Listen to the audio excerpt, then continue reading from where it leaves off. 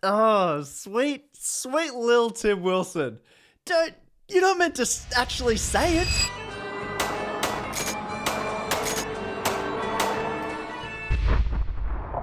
All right, punters. Wannabe head of the Liberal Party, Little Tim Wilson, has made a couple mistakes, and I'm here to point them out to him and I guess anyone watching. Mistake number one was he said the quiet bit out loud, and mistake number two was he responded to me.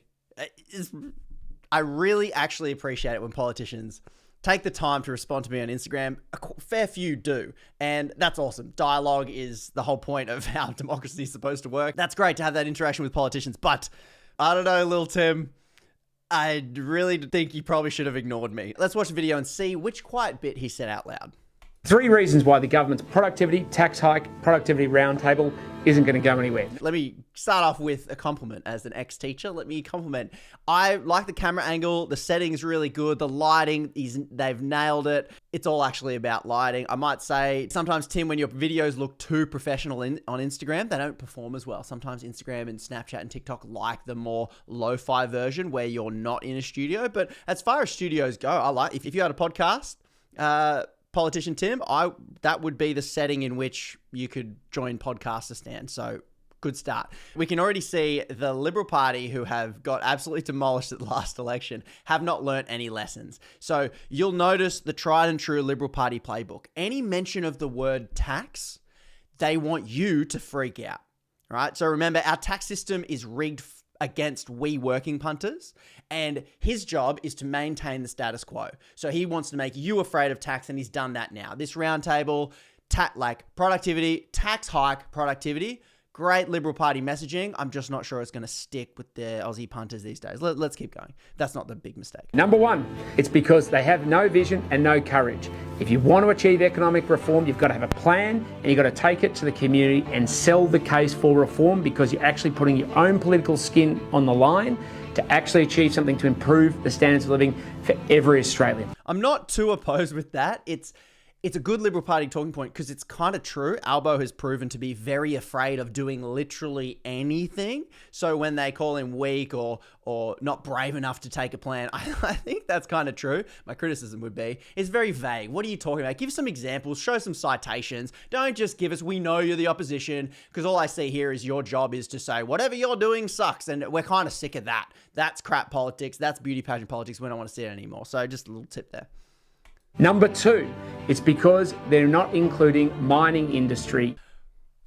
Boom, that is it. As part of the conversation. Mining is literally where so much of the wealth of the nation comes from, and it's one of the areas where we have the biggest problems around productivity and improving standards of living. If they're not having mining in the conversation, and they've explicitly and deliberately excluded them from the conversation. So he has come out to bat. This is his position, which is, I think, very silly. He has gone into bat to say that these talks that are happening right now, these talks are not including enough mining lobbyists. That's what he's saying. Tim is lobbying for the mining lobbyists to be a part of this conversation. He has gone into bat, shown his cards who this party really works for. It's the mining lobbyists. Now remember, punters, I live in Newcastle. It's a mining town, and all my mates work in the mines. And guess what? All my mates are with me. Good on them for getting a paycheck, but we are all getting stiffed with royalties and taxes. Mining sector is a little bit better than the oil and gas sector.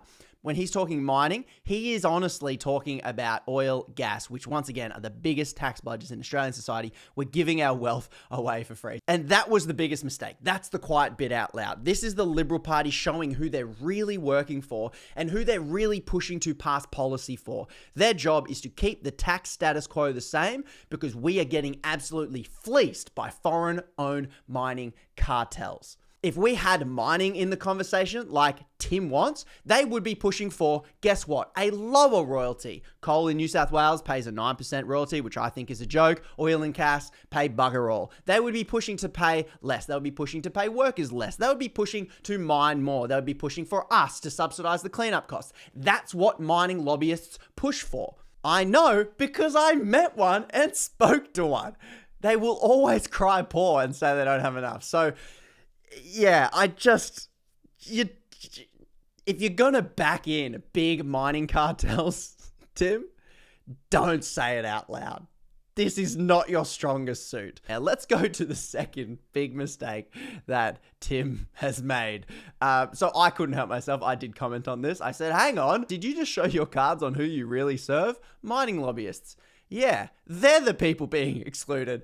Yeah, mining lobbyists. They're the ones that don't have enough influence over Australia's politicians. Oh, what? Anyway, the mistake was, he replied.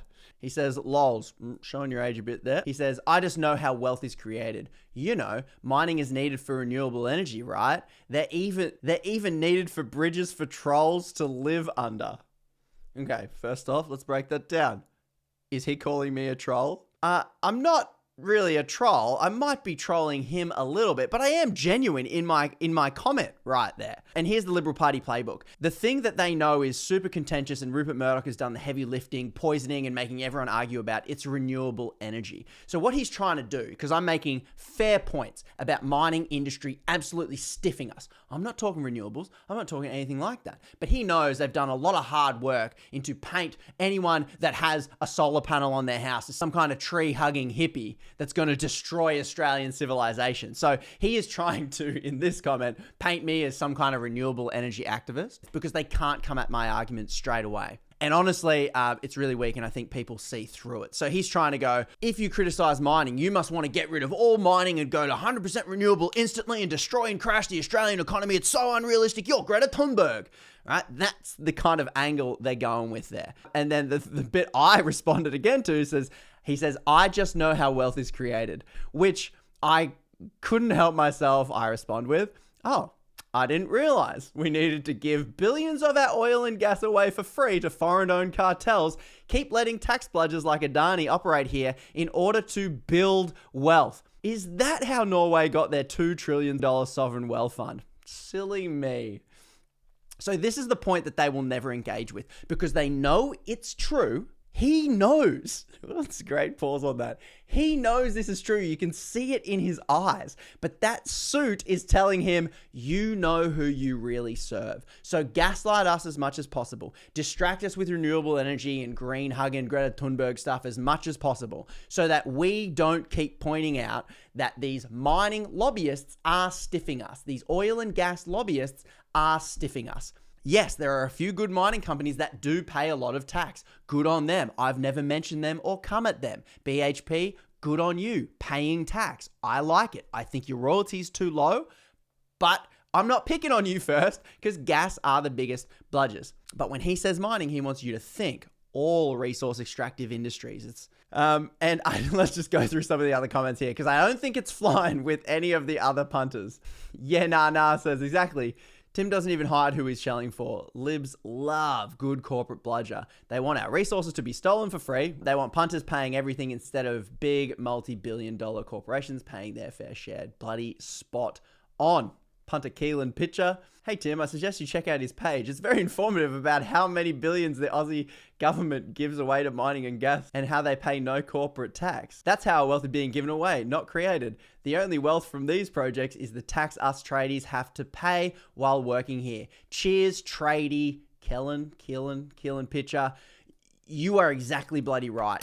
I know you know this, but we rely on the good lords of the YouTube algorithm to serve us the content that they think we want. So I just thought if you like this content and want to make sure that you see it every time, you can hit the bell icon and that'll make sure you see it. Otherwise, who knows if the algorithm gods will give it to you or not. And if you want to go that next step further, I have a mailing list. You can click the link in below to join the mailing list. This is really important in having communication channels that are not wholly controlled by foreign tax bludging billionaires. So if you want to bypass the algorithm gods, you can sign up to the newsletter right there. Anyway, back to it.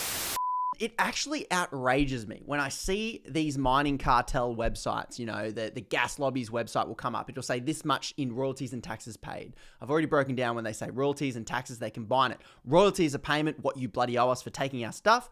Taxes are what you owe and everybody has to pay. That rate is lower than what you and I pay. And what they always claim is they claim these other taxes, like they will often claim the taxes you pay as them doing it because they gave you the jobs. But no, you paid that tax. You earned that money and you paid the tax. They earned their own money, right? And they should pay their own tax. So you're dead bloody right. The only wealth these projects generate is in the tax, the tradies that work there, my mates in the mines that work there. When they pay more tax than the corporation that employs them and the shareholders that get all those dividends and the billionaires that own it, that is the only way how wealth is created. So Tim, maybe he does know how wealth is created in Australia currently. And that's how he potentially wants our wealth to continue to be created. Not saying what he actually thinks, but that's what's happening right now. Oh man, these punters are great in the comments. The mining industry is already being represented by the Business Council of Australia anyway. To be fair, most miners are international firms, not Australian businesses. Bloody too right, punter J-Rat. You'd think after losing more seats the last election, you would change tactics and try to be mildly positive. What's the magic number for the coalition seats to change? That is, yes, nailed it. This is it. When will the Liberal Party learn? Like you were wiped out at the last election. I'm not necessarily anti-Liberal Party. I think there's a version of the Liberal Party that does fight for lower taxes for small businesses and for everyday punters, that does fight against monopolies to support a diversified free market in different industries so that entrepreneurs and small businesses can thrive competing against each other. It's the large corporations that are killing the economy and competition in Australia. And we need a government to stand up to that, to break up the Coles and Woolies, the Bunnings, the Amazons, the big techs, the foreign-owned corporations that are making it so hard for anyone else to compete with them. Our option is we work for these large corporations and take a paycheck, which get taxed very highly, because entering into this market now with this many powerful monopolies controlling it is not possible. And that is not a free market. So there is a version of the Liberal Party, if it worked it out, that could get more votes. But have they learnt their lesson? Punter J-Rat points out, I don't think they have. This isn't meant to be an attack on politician Tim Wilson. I appreciate him engaging in the comments, talking back. We have DM'd before in the DMs. We clearly disagree heavily on this stuff. But if I'm to take a punt, I think if this is the future of the Liberal Party and this is the direction that they want to keep going, I think they're not going to win for a very long time. I could be wrong. Feel free, prove me wrong. But I would say pivot, losing strategy. But maybe all of this isn't Tim's fault. He is part of a Liberal Party machine and he's probably just disconnected from regular, everyday Aussie punters and he thinks he's just got to keep being part of this party machine. Tim, I would like to officially and formally invite you to come to the Punters Politics Political Fundraiser brought to you by Sponsor Pending, where you can meet everyday regular punters. Tickets are on sale right now at punterspolitics.com. Tim, I won't even make you buy a ticket. You can come for free because you're a politician and you can meet everyday regular Aussie punters and chat to them and see what they reckon. Because I reckon regular Aussie punters deserve the same type of access that the mining lobbyists get every single day. So it's a great opportunity for punters to meet you and for you to meet regular Aussie punters and to see if this trajectory for the Liberal Party is the best way to go. Invites open. Punters, share and tag politician Tim Wilson in the description. Send this to him, even print it out and mail it to his office so that he knows he has been officially invited to this event. It's not for any political party in particular. It's for politicians who think lobbyists have a little bit too much privileged access to them as politicians, and they want to help us punters level the playing field when it comes to access to our politicians. Anyway, massive thanks to We The Punters over on Patreon. These are the punters that keep me making the videos that I think are important. I've made some videos recently that I put more time and money into, and boy, they did not do well, but I think they're better. And because of these punters on Patreon, I can do that when it doesn't make algorithmic sense. So I really appreciate it. If you're not on Patreon, I do always really appreciate your likes, views, and shares. If you click the bell icon, that really helps push this conversation into the wider consciousness of the Australian political conversation, which does change politics. It's slow, it takes time, it takes a hell of a lot of us, but it can be done. So cheers for all your support, and I'll catch you in the next video. Cheers, punts.